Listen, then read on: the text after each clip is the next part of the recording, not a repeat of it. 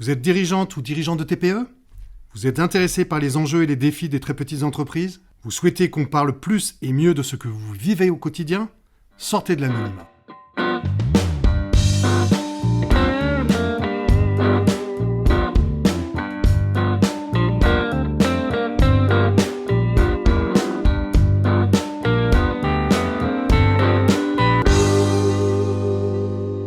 Alors nous parlons aujourd'hui des très petites entreprises, ou TPE, dites aussi micro-entreprises, d'après la nouvelle définition de l'INSEE, c'est-à-dire les entreprises de moins de 10 salariés. Je n'aime pas beaucoup le terme de micro-entreprise, qui est un terme encore un peu plus dévalorisant que TPE, mais néanmoins c'est le terme qui est utilisé par l'administration. Et pourquoi parler des très petites entreprises, des TPE donc ?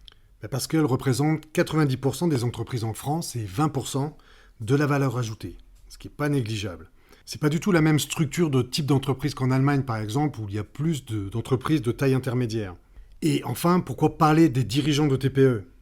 Parce que leur activité et leur travail, voire leur multitâches, sont particulières à ce type d'entreprise de petite taille. L'idée, c'est pas de faire une émission sur la performance économique des TPE ou de leurs dirigeants, mais sur leur vie, sur l'impact de la direction de l'entreprise sur leur vie, sur leur famille, sur leur quotidien.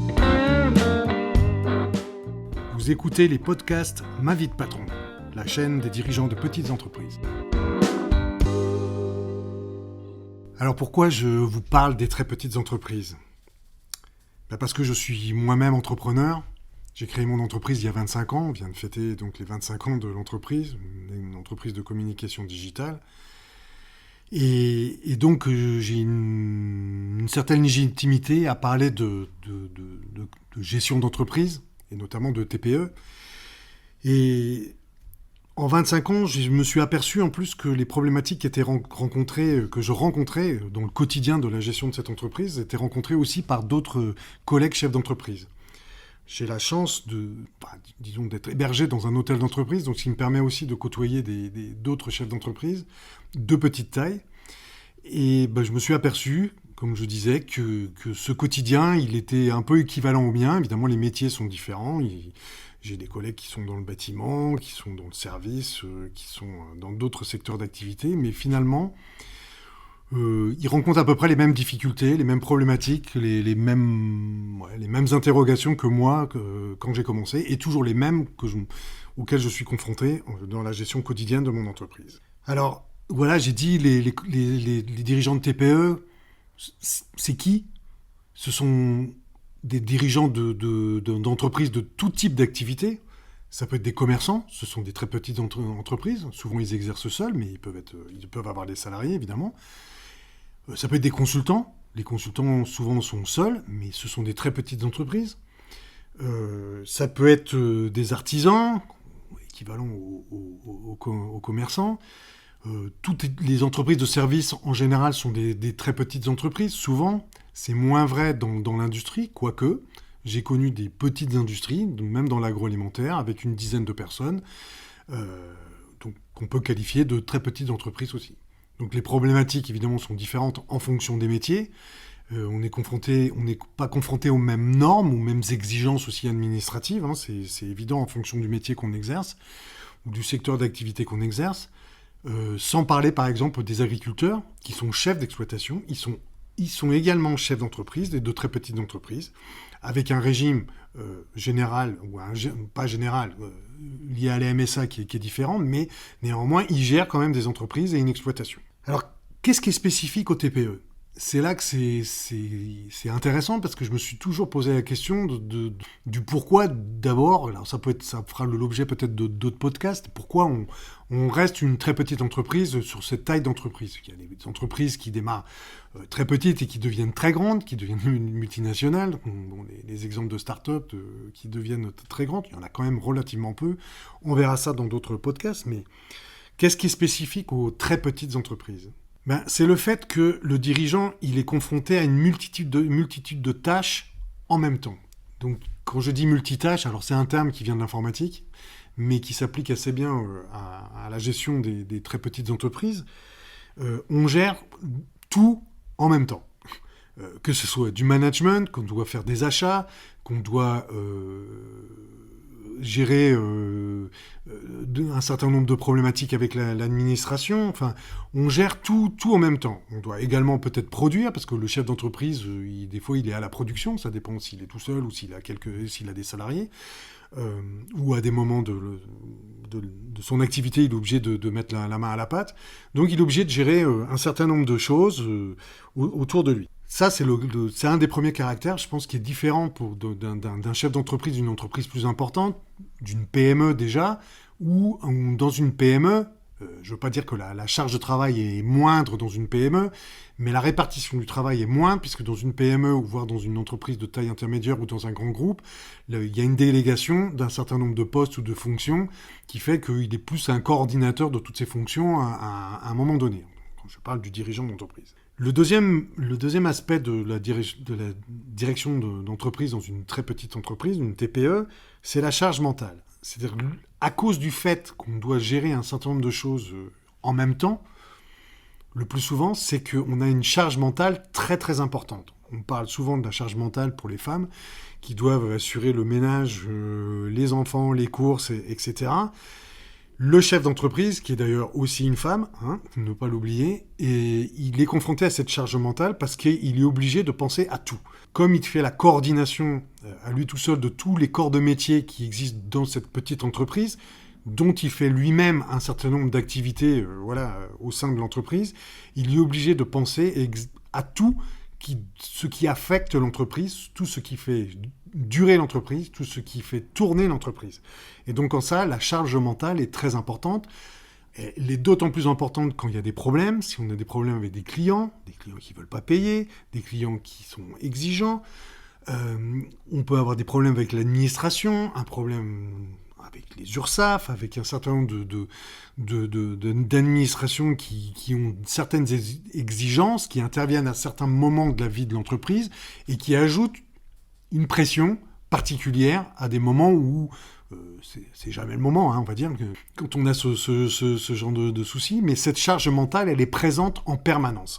C'est pour ça que dans les premières années de l'exercice de la direction d'une très petite entreprise, il y a beaucoup de chefs d'entreprise, et je le sais pour en avoir parlé avec certains, ils ont du mal à dormir, ils dorment peu la nuit, ça les préoccupe, ils ont des pensées qui les agitent pendant toute leur nuit parce que il y a une telle profusion d'informations, de pression, de stress pendant la journée qu'il est difficile de gérer ça le soir. Alors, heureusement, avec l'âge, on arrive à gérer ce genre de choses, en tout cas avec l'expérience.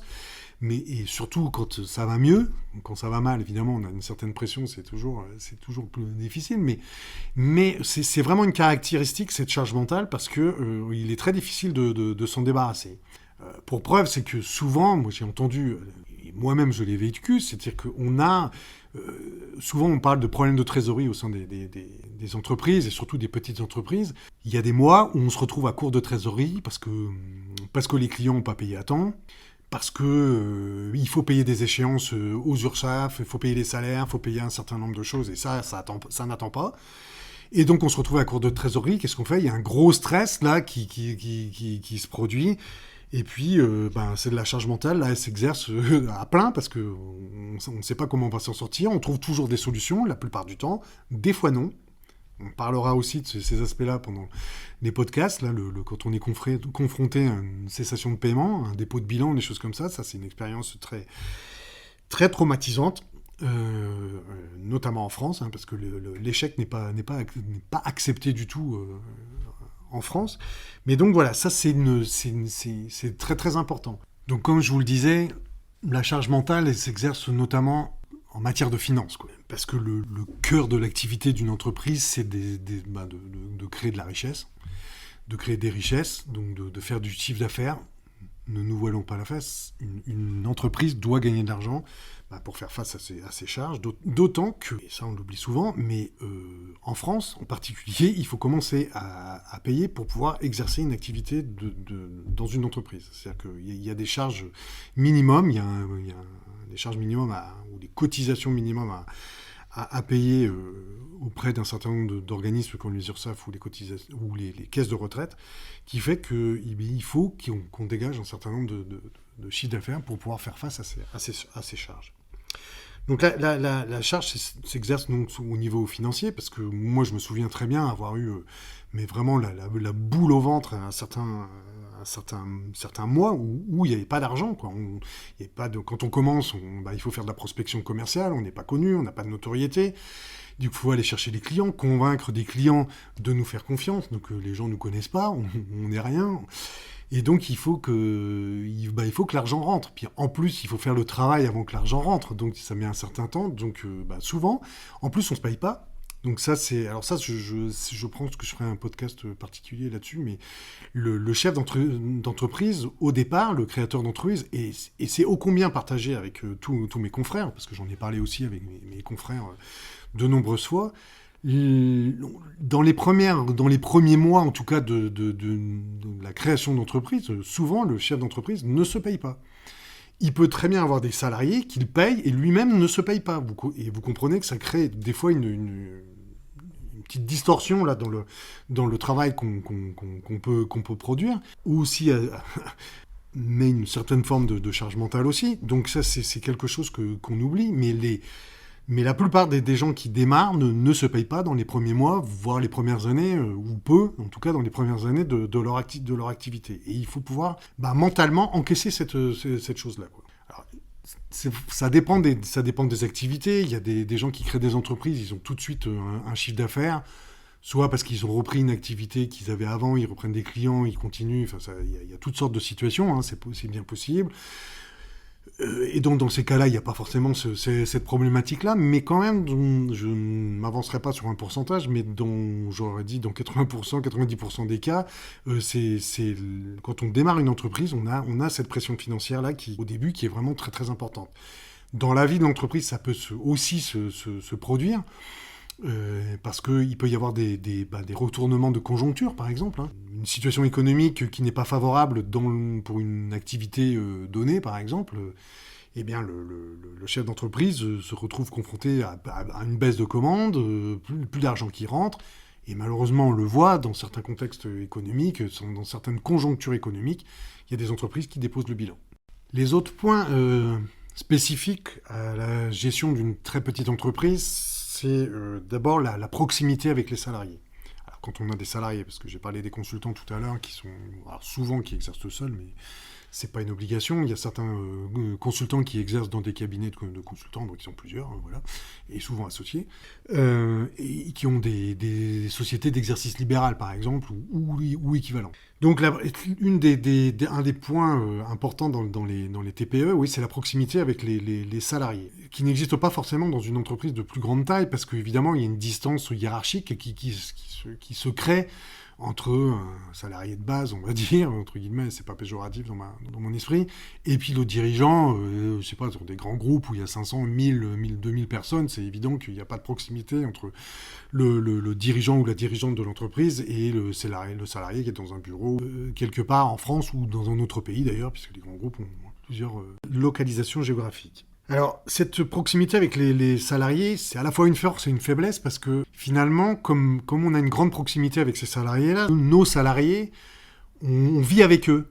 C'est-à-dire qu'on vit ce qu'ils vivent aussi chez eux. Alors, pas tout le temps, hein. Évidemment, humainement, il y a des salariés qui sont beaucoup plus discrets, qui ne s'épanchent pas sur leur vie privée, et c'est pas l'obligation de le faire, évidemment.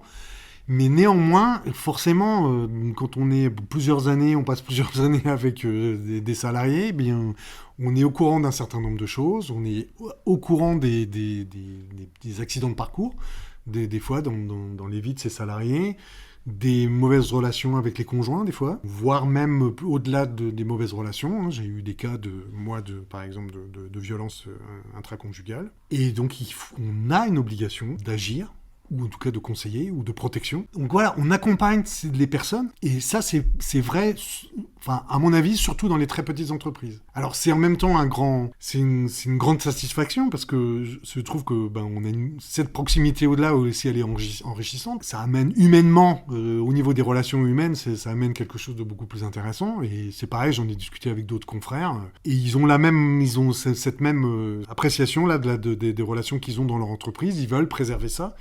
mais ça peut être un peu lourd aussi des fois, parce que on subit aussi les humeurs des salariés. Alors peut-être ils subissent les humeurs du patron aussi, hein.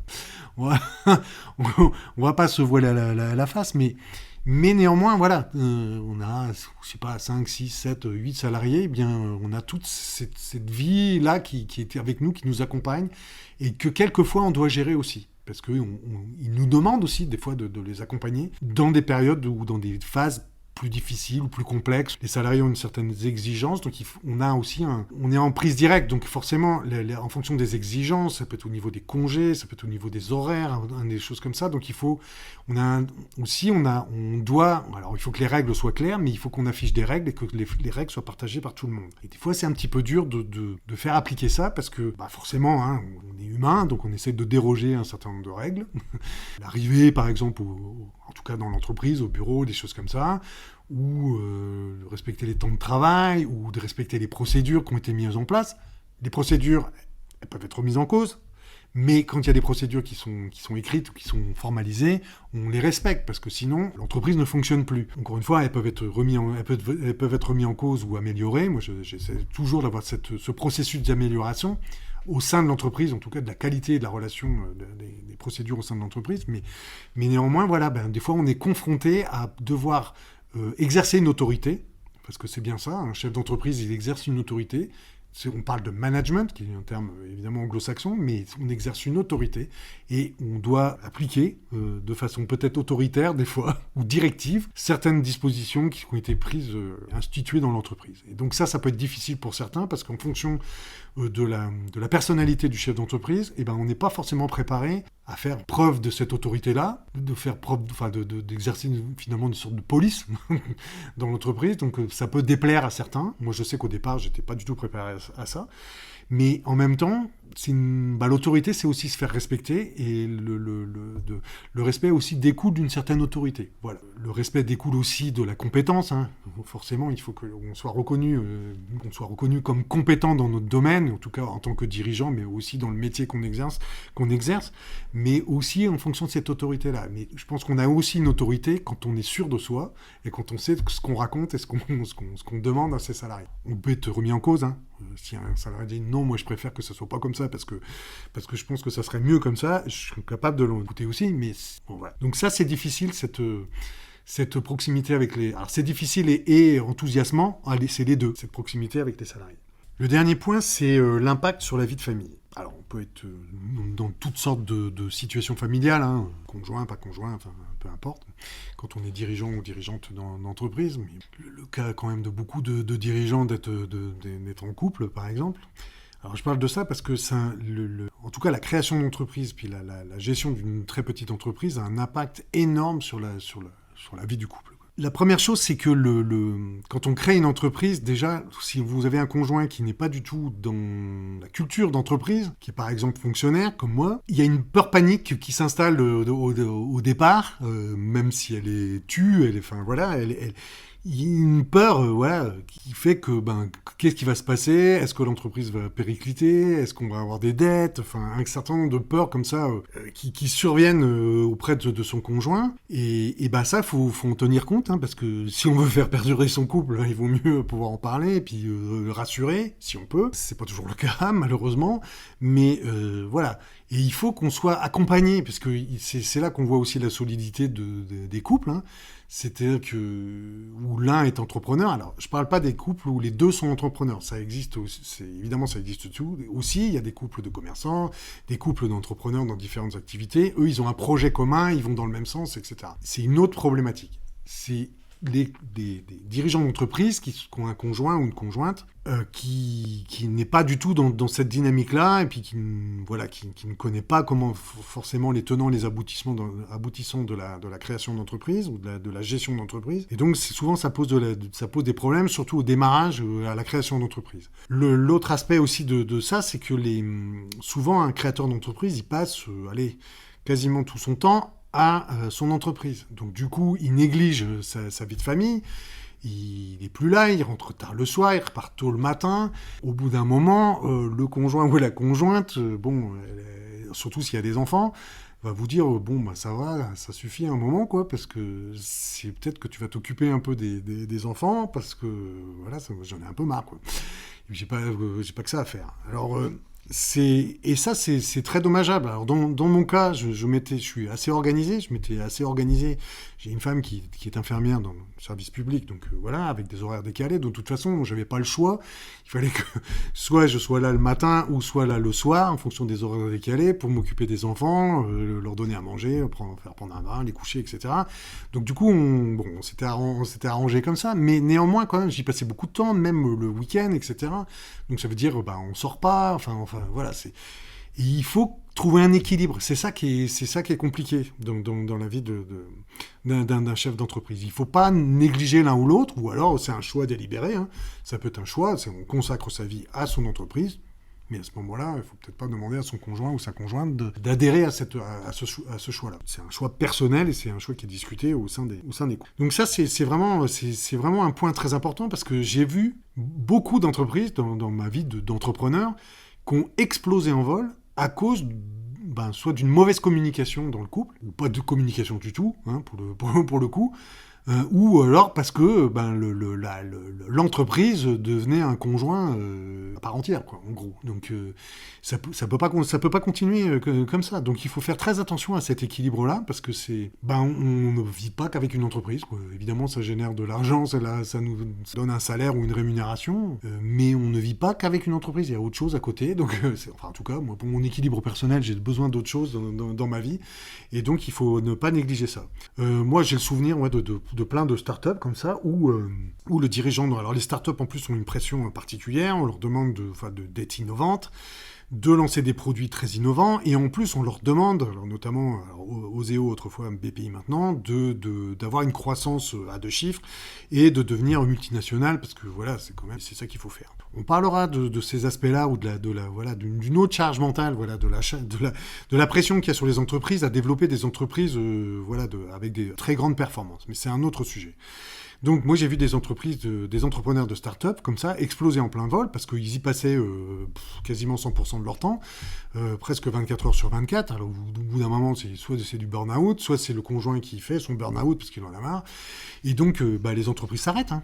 C'est plus de créateurs d'entreprises, surtout si c'est lui qui a la compétence et puis le savoir-faire dans l'innovation, ça s'arrête. Donc c'est un gâchis pas possible. Alors qu'il aurait fallu s'organiser pour répartir mieux son temps de travail, se prendre des temps pour se détendre, pour pouvoir faire un certain nombre d'autres choses, à côté. Ou tout simplement se reposer. J'ai aussi une amie que j'ai accompagnée au début de sa création d'entreprise, dont le couple a explosé parce que son conjoint, son mari, n'était pas d'accord avec le fait qu'elle crée une entreprise. C'était sur une idée assez originale. Je ne dévoilerai pas parce que je ne veux pas qu'elle puisse s'identifier, mais du coup, c'était plutôt dans l'artisanat, revente et artisanat, mais en fait, son mari n'était pas d'accord avec le fait qu'elle consacre du temps à la création d'une entreprise. Et le couple a explosé, quoi. Et avec tous les problèmes que ça engendre, parce qu'un divorce, en cas de création d'entreprise, au niveau légal, je vous explique pas les conséquences que ça peut avoir, quoi. C'est-à-dire que parce que le conjoint, il est tout à fait habilité, s'il n'y a pas de contrat de mariage, à réclamer la moitié des richesses que représente l'entreprise. Après, je discute pas, c'est pas un jugement, je discute pas si c'est justifié ou pas, mais en tout cas, Donc en général, c'est une spirale un petit peu infernale, ce débat-là. Donc faire attention à en tout cas sa vie sociale. C'est pas la vie, on va étendre la vie de famille à la vie sociale, parce qu'on peut vivre de différentes manières, j'en ai pas de jugement de valeur là-dessus, hein. On peut vivre avec deux personnes si on veut, mais il faut faire attention à sa vie sociale, parce que elle est fortement impactée par le temps qu'on va consacrer, et l'énergie qu'on va consacrer à la création ou à la gestion de son entreprise. Les TPE représentent 1 million de dirigeants d'entreprise. Il était temps qu'on parle de ces femmes et de ces hommes qui produisent une partie non négligeable des richesses de ce pays. Je vous dis donc à bientôt pour d'autres podcasts sur les TPE.